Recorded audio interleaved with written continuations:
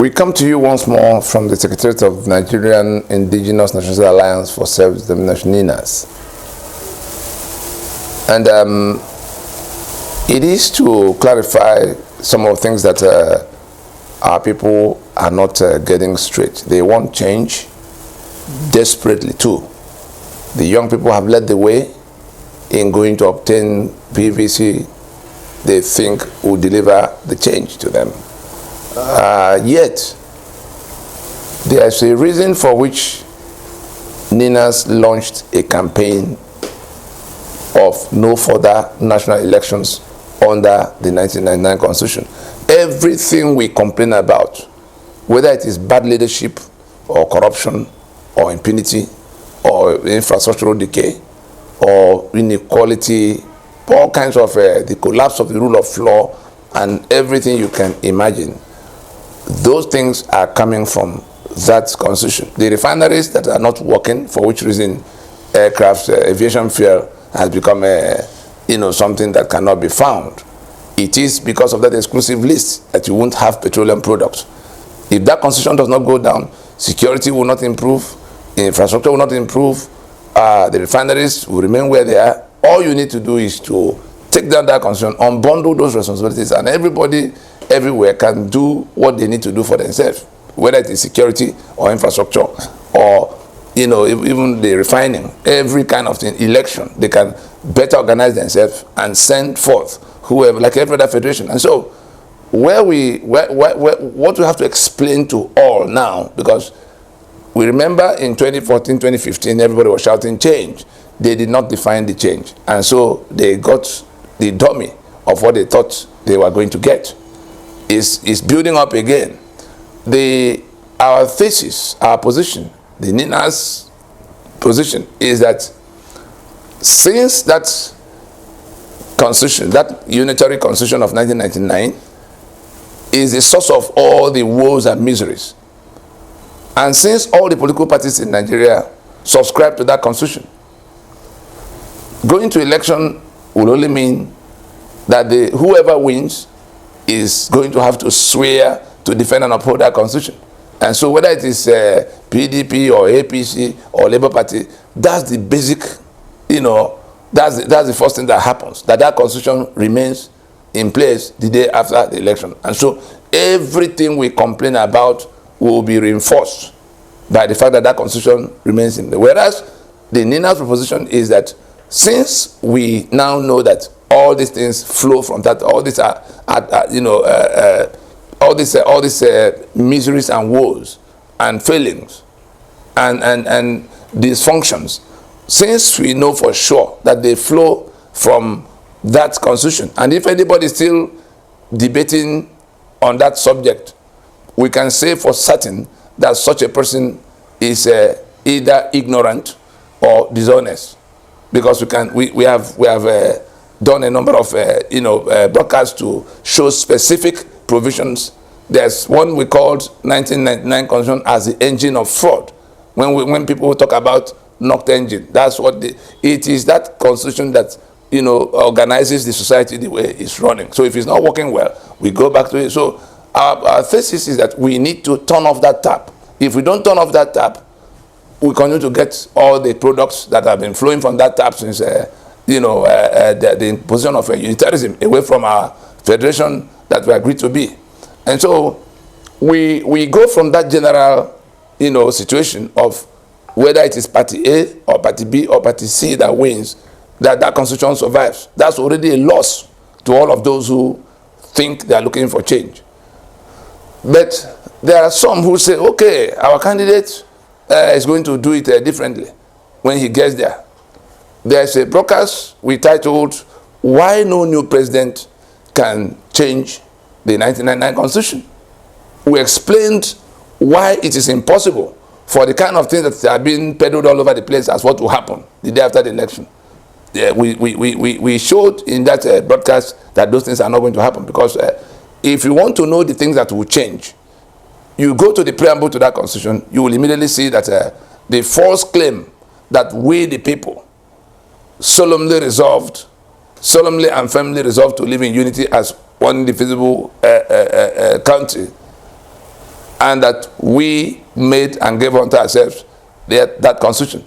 Those are the two claims that will have to be resolved. And that question of even we the people, many think that we the people means just everybody milling around. No, we the people means simply the units that could have been countries of their own that are now coming into a union by agreement. So Yoruba, that could be a country of 60 million people, you are putting that claim in their mouth that we the Yoruba, having discussed solemnly and firmly with the George Ogoni, the Igbo, the Chief, the Berom, the Fula, do hereby that we agree to be in union as one indivisible, country. That's what we are putting in the mouth of all of those who are trapped here. So who are the we?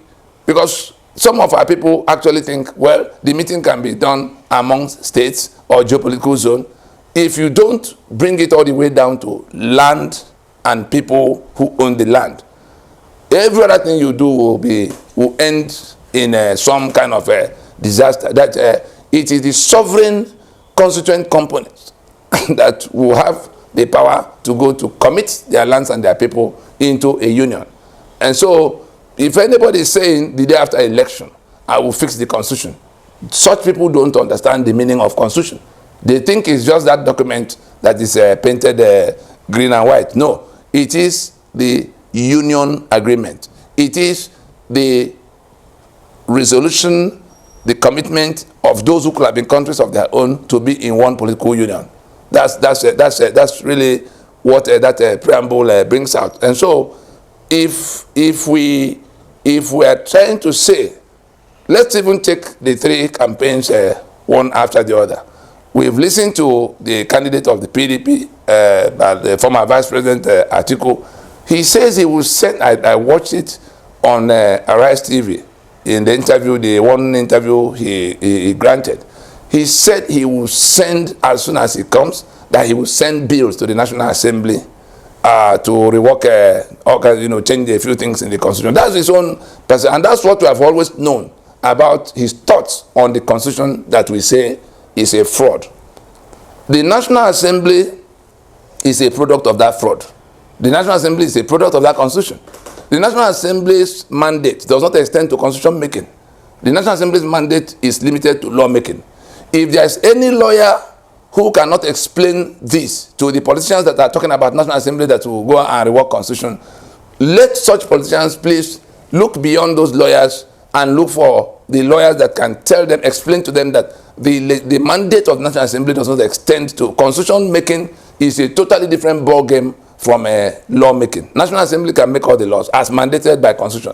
The contention on the table now, the union dispute we have, is that we have not made any Constitution. The one we made, the 1959 agreement from Lancaster House, collapsed since 1966 and was progressively replaced in 1967 into what became 1979 Constitution, like a charter of victory from the brigandage that ran from 1966 to 1970. And so the union is disputed now. And anybody who is still discussing what is coming to do to build Nigeria back to anything is just either ignorant or dishonest. There is no Nigeria in place. The first urgent business is to go and put Nigeria back in place by calling a meeting, by getting those who are now saying they are fed up. And you can see it's across board. The ones who impose Sharia, look at this map again. The ones who impose Sharia have actually seceded from the secular union we agreed to be. The ones who are talking Odua Republic, they're no longer interested in wobbling on with Nigeria that is so dysfunctional. The ones who are talking Biafra or the resource control people in Ijoland, they are all saying the same thing. They are saying we do not have a union as claimed by that constitution. These are grievances, constitutional grievances that can be settled by just placing the matter on the table. But we begin to miss it if we refuse to acknowledge that there is a problem to be solved, and we continue to wobble on to say, oh, the man wins the election, he come and do. What exactly is he going to come to do? On which day after the election will he call that meeting of saying we have a problem, let's go and solve it? If it is going to National Assembly, nobody is going to, what the National Assembly is doing, anything the National Assembly is doing around this constitution that we reject, that we have repudiated across these alliance territories, is actually a compoundment of the treason that Absalom Abaka and his confederates initiated in 1999 by putting our signature on a document we knew nothing about. for which, from which it now draws all the governmental powers that has rendered our lives unlivable. All the economic assets are seized. The oil and gas of Nigeria Delta is seized. The port of Lagos is seized. The bitumen of Ondo is seized. The limestone of Benue is seized. The monopoly of guns in the land is ensured by that constitution in the hands of people who are now, trying to kill off other people and all such. The corruption we cry about is, created and protected by that constitution. If anybody wants to know, go to section 6, section 6C, that absolves government of responsibility towards citizens. They don't owe you anything. They have the spare key to the treasury. Go to the appropriation provisions. Section 81, 82 for the president, 121, 122 for the governors. So if they don't owe you any obligations as a citizen, and they have the spare key to the treasury to do as they like, and they have immunity in section 308, at what point are you going to get the dividend of democracy? So it doesn't matter who comes. This will remain so. A president will emerge. There will be 36 governors that are not accountable to him and all of that. And so whether it is, we've looked at the article and the PDP, he says he will send bill to National Assembly. NINAS say that is non-starter. He has not provided any answer for what is wrong with Constitution, because I've just told us what is wrong with it. We have never agreed to any such a Constitution as claimed in that preamble. You come to the other party, PDP, the APC. The candidate, is a joint ticket, and we saw when Shetima, the one in Borno, said that that the people who are talking about restructuring are out of their minds, that they are mad people, and that restructuring is food. That this same complaint of this constitution is not working. What the running mate of Bola Tinubu, that is Shetima, what he had to say is that there's nothing to fix in constitution. He said constitution my foot, restructuring my foot, and that the people who are raising these issues are mad people. That's his position. And if his principal cannot, after several weeks, if his principal has not disowned him, being a joint ticket, will be right to assume that that is their position, that there's nothing wrong with the constitution, and that those who are talking about restructuring and constitution that has to be fixed are mad people. Then we come to the third one, Labour Party and their candidate P2B. Again, he has said, he first came saying that he agreed, he acknowledged, because we've engaged him over some no less than 10 years with what is wrong that has to be fixed. He first says that the engine is knocked. Then he goes on to say that there's nothing wrong with constitution. That the constitution, that there could be a few things. He minimized it as if it's that it's leadership. He says it's leadership that is problem. And then he comes out in a tweet in North Carolina talking about how he's going to use some kind of executive and legislative maneuver to sort out whatever is wrong with the constitution. Let somebody who can sit him down explain to him that that is not an answer to the situation.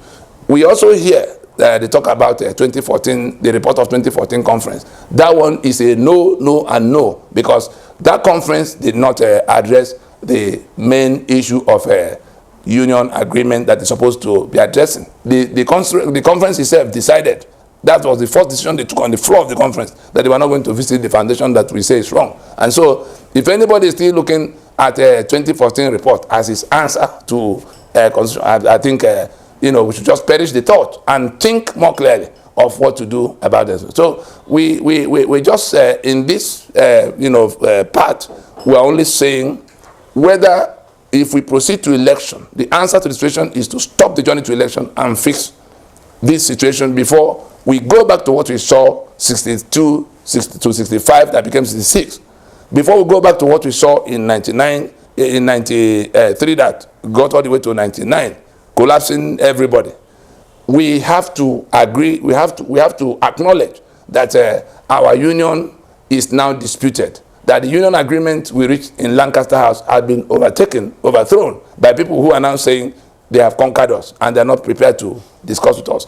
Those who are being so overrun, they're not going to fold their arms and wait to be killed to the last, because they're being killed. Their assets have been seized a long time ago, but they're now being killed.